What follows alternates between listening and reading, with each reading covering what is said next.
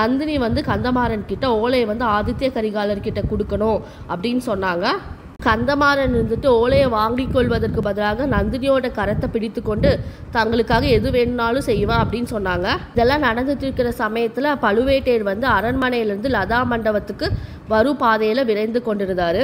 திடீரென்று எதிர்பாராமல் அவர் வந்துட்டு இருக்கிறத பார்த்து தாதி பெண் வந்து திடுக்கிட்டு விலகி நின்றாங்க. வந்த வேகத்தில் பழுவேட்டையர் வந்து தன்னை அறியாமல் அங்கே இருந்த கிளியை வந்து கையினால் பற்றினார். அவருடைய மனதில் இருந்த வேகம் அவருடைய கையின் வழியாக பாஞ்சிச்சு. கிளியோட சிறகுகள் சட சடவென்று அடித்து கொண்டன. பழுவேட்டையரின் கொடூரமான பிடியை தாங்க முடியாமல் கிளி வந்து கிளிச்சு அப்படின்னு கத்துச்சு. கிளி வந்து கிளீச் அப்படின்னு சத்தமும் தாதி பெண்ணோட பயத்துடன் கூடிய சத்தமும் கலந்து வந்து நந்தினியையும் கந்தமாறனையும் திடுக்கிட செஞ்சுச்சு. கந்தமாறன் வந்து திரும்பி பார்த்து பழுவேட்டையர் வருகிறார் அப்படின்னு அறிந்து கொண்டு ரொம்ப கதி கலங்கி போயிட்டாரு. சற்று முன்னார் அவர் வந்து பழுவேட்டையரை எனக்கு பிடிக்கல அப்படின்னு சொன்னது அவர் காதில் விழுந்திருக்குமோ அப்படின்னு பயமா இருந்துச்சு. அதை விட பயங்கரமான எண்ணம் ஒன்று அவருக்கு தோணுச்சு. நந்தினியும் தன்னையும் பற்றி ஏதாவது தப்பா நினைச்சுப்பாரோ அப்படிங்கிற எண்ணம் வந்து அவர் கதிகலங்க செஞ்சுச்சு. கிளப்பருவத்தில் கல்யாணம் செய்து கொண்டவர்களோட போக்கே ஒரு தனிவிதமாக இருக்கும்ல, அதனாலதான் அவர் வந்து அவ்வளவு கோபமா வந்துட்டு இருக்கணும் அப்படின்னு கந்தமாறன் யோசிச்சாரு. வந்து என்ன செய்ய போறாரோ தெரியலையே, எதுவா இருந்தாலும் நம்ம சந்திக்க தயாரா இருக்கணும் அப்படின்னு கந்தமாறன் வந்து முடிவெடுத்தாரு. இவ்வளவு ஒரு நொடி பொழுதுல கந்தமாறனோட மனசுல வந்து வந்துட்டு போயிடுச்சு. ஆனால் அவருக்கு அன்று ஒரு பெரிய அதிசயத்தை காணும் வாய்ப்பு கிடைச்சிச்சு. பழுவேட்டையர் வந்து அருகில வந்ததும் நந்தினி முகம் மலர்ந்து அவரை வந்து தன்னோட கரிய விழியால பார்த்து, நான் தான் எங்கே நீங்கள் வரக்கு ரொம்ப நேரம் ஆயிடுமோன்னு நினச்சேன், நல்ல வேலையாக வந்துட்டீங்க அப்படின்னு சொன்னாங்க. அவளுடைய முகத்தை பார்த்து அந்த குரலையும் கேட்டதும் பழுவேட்டையரோட கோபமெல்லாம் பறந்துருச்சு. அனல் லைட்ட மெழுக போல உருகி போனார். அசட்டு சிரிப்பு ஒன்று சிரித்து, ஆமாம் போன காரியம் முடிந்துருச்சு அப்படின்னு சொன்னார். பிறகு கந்தமாறனை பார்த்து, இந்த பிள்ளை இங்கே என்ன செய்கிறா, ஏதாவது காதற் கவிதை புனைந்து கொண்டு வந்து கொடுத்தானா அப்படின்னு கேட்டுட்டு தம்முடைய பரிகாசத்தை குறித்து தாமே சிரித்தார். கந்தமாறன் வந்து முகம் சிவந்துச்சு. ஆனால் நந்தினி வந்து பழுவேட்டையரை விட அதிகமாக சிரித்து விட்டு, இவருக்கு காதலும் தெரியாது கவிதையும் தெரியாது, சண்டை போட்டு காயமடைய தான் தெரியும், நல்ல வேலையாக காயம் ஆறிடுச்சு, ஊருக்கு போக வேண்டும் அப்படின்னு சொல்லிட்டு இருந்தாரு அப்படின்னு நந்தினி சொன்னாங்க.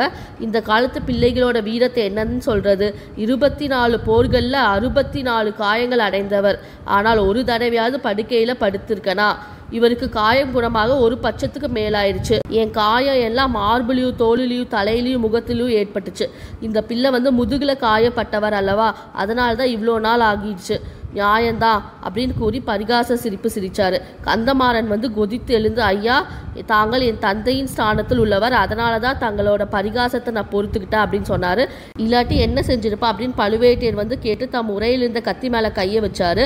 நந்தினி வந்து இந்த சமயம் குறுக்கிட்டு, நான் தான் இவருக்கு முதுகுல மட்டும் காயம் இல்லை நெஞ்சிலையும் காயப்பட்டிருக்கு அப்படின்னு தங்களுக்கு தெரிஞ்சது தானே, இவர் வந்து தம்முடைய சிநேகிதன் அப்படின்னு நினைச்சிட்டு இருந்தவர் இம்மாதிரி முதுகில் குத்தி போட்டு விட்டு போய்விட்டான் அப்படிங்கிற எண்ணம் வந்து இவர் நெஞ்சில் பெரிய புண்ணை உண்டாக்கி இருக்கு, முதுகுல காயம் ஆறியும் நெஞ்சில புண்ணு ஆறல, அந்த புண்ணில் கோல் இடுவது போல நாம் பேசக்கூடாது தானே, அன்றிரவு காயம்பட்ட அன்றிரவு என்ன நடந்தது அப்படின்னு தங்களுக்கு தெரியாதா என்ன அப்படின்னு சொல்லிக்கொண்டே நந்தினி வந்து பழுவேட்டையரை பார்த்த பார்வையில மறைப்பொருள் ஏதோ இருந்திருக்க வேண்டும். பழுவேட்டையரின் முகத்தோற்றம் உடனே மாறிடுச்சு.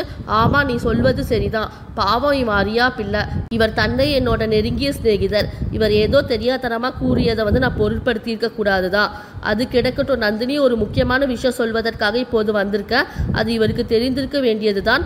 இலங்கை மாந்தோட்டத்தில் ஒருவரை ஒற்றர் என்ற சந்தேகத்தில் பிடித்திருக்கிறார்களாமே, அவர்கிட்ட இளவரசன் அருள்மொழிவர்மருக்கு கொடுப்பதற்காக ஒரு ஓலை இருக்கிறதாமே, அங்கு அடையாளங்கள் இருந்து அவர் நம் கந்தமாறனுடைய அழகான சிநேகிதனாக இருக்கலாம் அப்படின்னு நினைக்கிறேன், அவர் பெரிய கைகாரனாக இருக்கணும், நம் ஆட்களிடம் அகப்படாமல் தப்பி இலங்கைக்கு சென்று விட்டான் பார் அப்படின்னு பழுவேட்டையர் சொன்னாரு. நந்தினியின் முகபாவத்தில் அப்போது ஏற்பட்ட ஒரு கன நேர மாறுதலை மற்ற இருவரும் கவனிக்கவில்லை.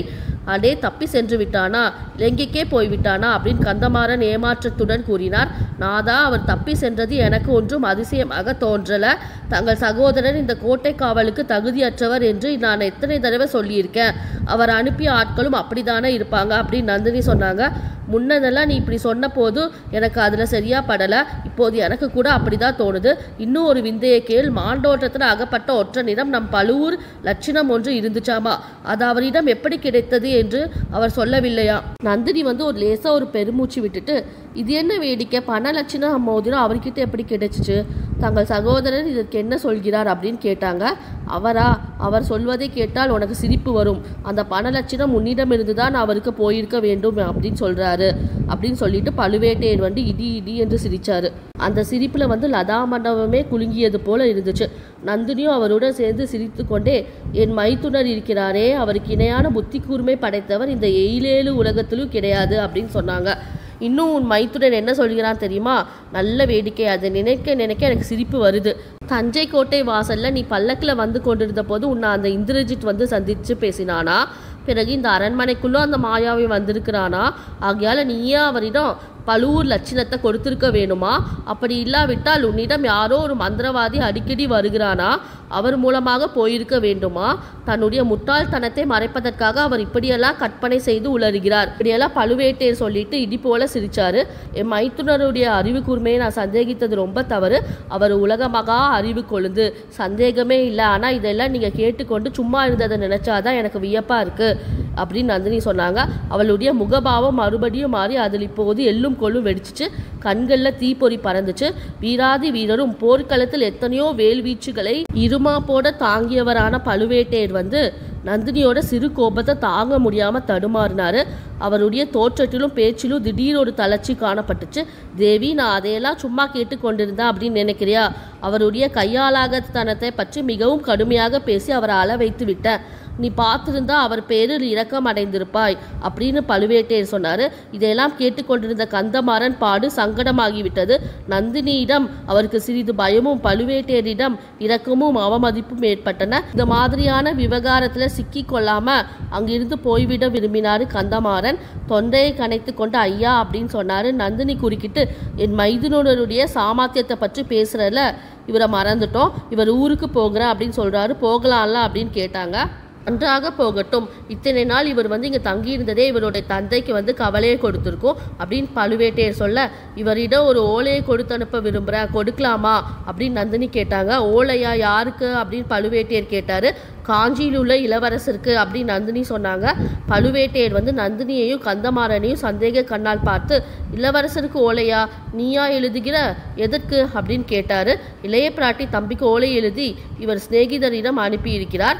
பழுவூர் இளையராணி அண்ணனுக்கு ஏன் ஓலை எழுதக்கூடாது, எழுதி இவரிடம் ஏன் அனுப்பக்கூடாது என்றாள் நந்தினி. இவருடைய சிநேகிதன் கொண்டு போன ஓலை இளைய பிராட்டி குந்தவை எழுதிய ஓலையா, உனக்கு அந்த விஷயம் எப்படி தெரிஞ்சிச்சு அப்படின்னு பழுவேட்டையர் கேட்டாரு.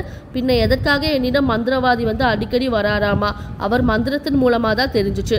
என் மைதுனர் ஆட்களின் லட்சணம் தான் தெரிந்திருக்கிறதே, பழுவூர் பனை லட்சணம் அவரிடம் இருப்பதாக கண்டுபிடித்து கொண்டு வந்து சொன்னவர்கள் ஓலை குந்தவை அனுப்பியது என்று சொல்லவில்லை பாருங்கள். லட்சணத்தை பற்றியும் நம் ஆட்கள் சொல்லவில்லை.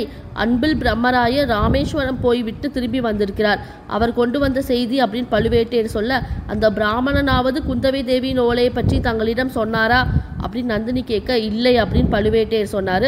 நான் தங்களுக்கு எச்சரித்ததை எண்ணி பாருங்க, இந்த ராஜ்யத்தில் உள்ள அவ்வளவு பேரும் சேர்ந்து தங்களை வஞ்சிக்க பார்க்குறாங்க அப்படின்னு நான் சொல்லியிருக்கேன்ல, இது உண்மை என்பது இப்போதாவது தங்களுக்கு தெரிகிறதா?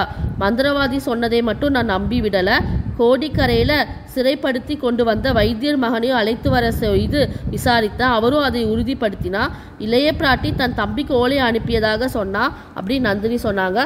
பழுவேட்டையருக்கு கண்ணை கட்டி காட்டில் விட்டது போல இருந்துச்சு. கந்தமாறனை அவர் அருவருப்புடன் பார்த்தாரு. அந்த சிறு பிள்ளை பக்கத்தில் வைத்துக்கொண்டு இப்படியெல்லாம் பேசுவது அவருக்கு பிடிக்கல.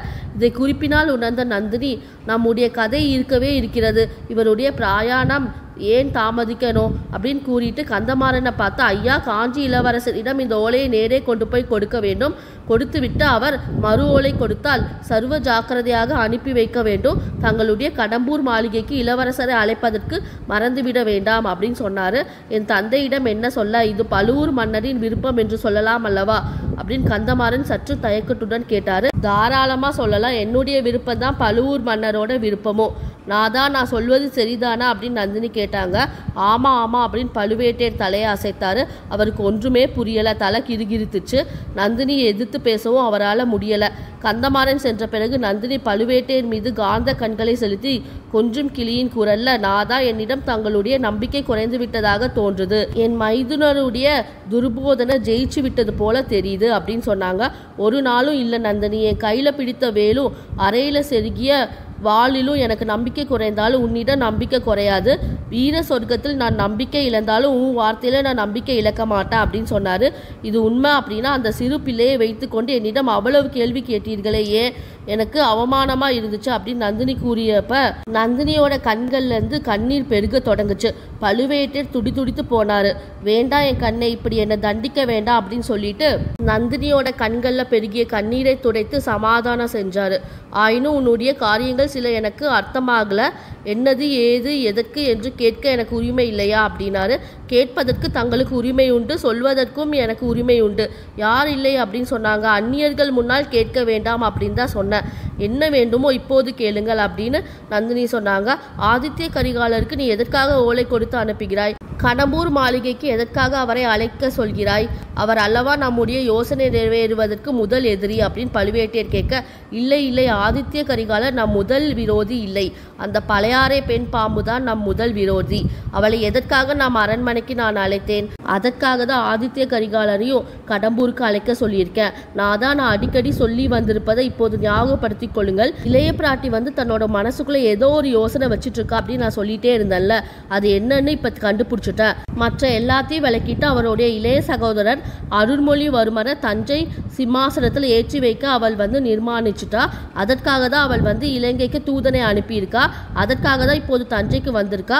அவளுடைய சூழ்ச்சிக்கு எதிர் சூழ்ச்சி செய்து அவளுடைய நோக்கம் நிறைவேறாமல் செய்யணும். காஞ்சிக்கு நான் ஓலை அனுப்பியதன் காரணம் இப்போது தெரிகிறது அல்லவா அப்படின்னு நந்தினி கேட்டுவிட்டு பழுவேட்டையரை பார்த்த பார்வை அவருடைய நெஞ்சை ஊடுருவி அவர் அறிவை நிலைகொலைய செய்தது.